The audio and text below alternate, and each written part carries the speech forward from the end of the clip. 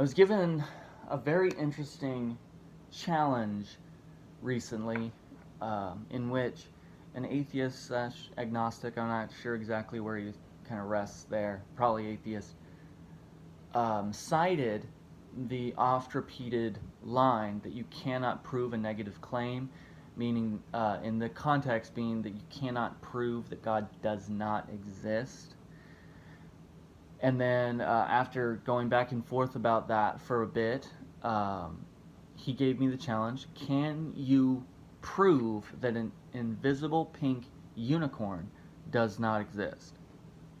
And so I'm going to use that as an example to prove to you that yes, you can prove that something does not reasonably exist. Okay? Number one, logical inconsistencies in a claim. So if a person, in this instance the invisible pink unicorn, something cannot be invisible, meaning that you can't see it, and have coloration to it. Color, hue, pigmentation is a product of light interacting with physical matter and its frequency changing on the basis of speed, light frequencies, various things like that. So something cannot have color if it is not visible. And so if it's invisible and pink, we have a logical inconsistency wherein one of those two attributes is not true. One of the two. No, that undermines the claim that an invisible pink unicorn doesn't exist, but it doesn't outright invalidate it. It just undermines it. So it can't be invisible and pink. So that's suggestive. Now, moving on, in this instance, as far as logical and documentary evidence of relative or similar experiences, objects, or known occurrences. For instance, a unicorn is a horse with a horn. A horse with a horn. So we have documentary evidence of the behavioral attributes of a horse, even if it doesn't have a horn. So we have, as far as the way they sound, the way they smell, the way they feel, they have a mane, they have very light, coarse, short hair, they have a certain height, they make certain sounds when they walk, so forth.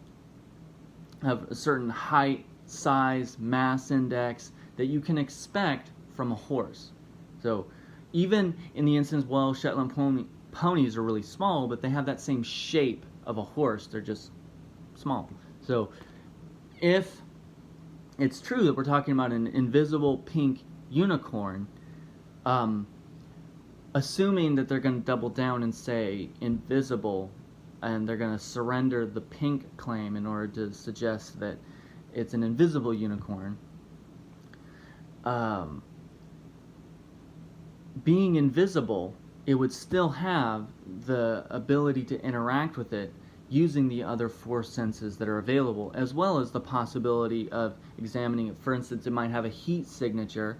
I could use thermal imaging to see it, or it might have it might cast off like gamma or X-ray radiation, which could be visible, or various other things like that. There are other mechanisms that can be used to interact with it that are not connected necessarily to my eye's ability to perceive it.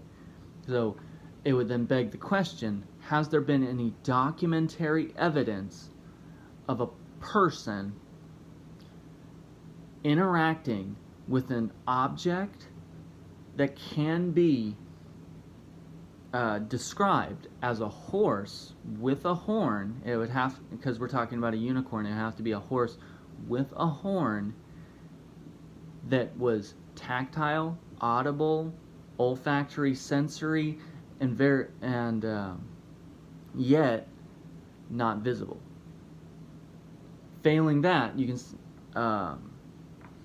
failing that question, if there's no documentary or suggestive evidence available, you could reasonably say, well, no, logically, reasonably, this does not exist.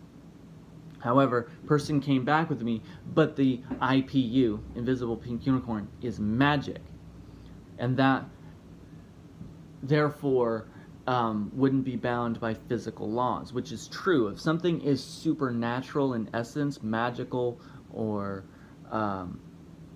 otherwise, then it would not be bound by physical limitations. It could be omnipresent, it could be omnipotent, it could be whatever. It could be amorphous. So because of that, because of the claim of magic, now what you can say is all of the attributes become absurd. They become invisible and pink obviously are illogical, contradictory to each other, but the claim of unicorn, if it's truly magic, it could manifest itself in any number of ways, as a person, or as the wind, or as any other type of animal, as an element like water, or as a rock. It could manifest itself as anything. So to call it a unicorn is absurd, and is absurd, meaning that it probably doesn't exist precisely in terms of an invisible pink unicorn. It could exist in any number of other things, but there would be no way to connect them from one thing to another to genuinely tie the experiences with the rock, with the wind, with that central being of the invisible pink unicorn. You couldn't you couldn't comprise evidence to suggest that they're the same thing. They would be different. Unless there is a personal trait with which to sew them all together.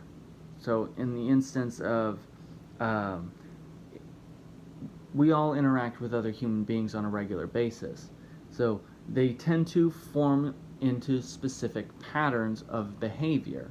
So if you found out that your cowboy hat wearing Texan with boots and spurs on all of the time suddenly was eating salads, you'd be, that's a very unbelievable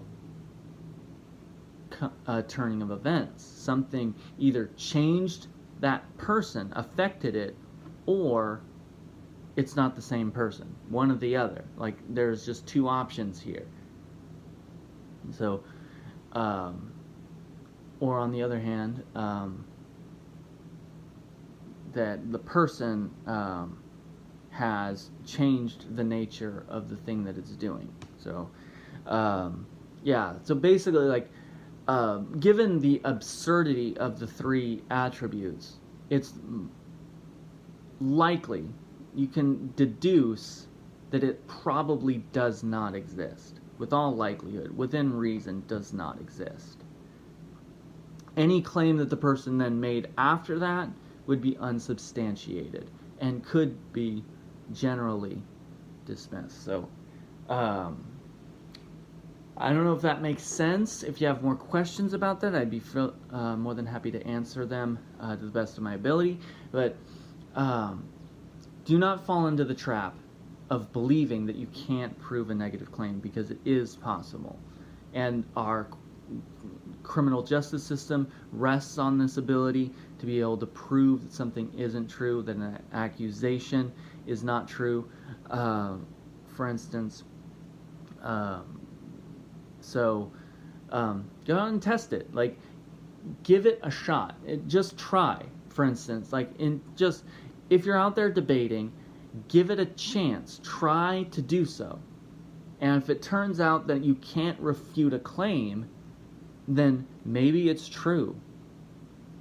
Maybe it's true. So I think in a lot of ways this comes up, specifically that claim comes up because people are lazy and they don't want to do the work necessary to refute a claim, and so they just throw out that adage rather than doing the intellectual labor to try to attempt it. And I think in some ways it's also because they're afraid of the outcome, because if it turns out that you can refute or you can prove a negative claim, then the burden of proof is on them to do so, or to suggest evidence that may do so. So go out there and debate, argue, challenge each other's ideas, and see what comes out.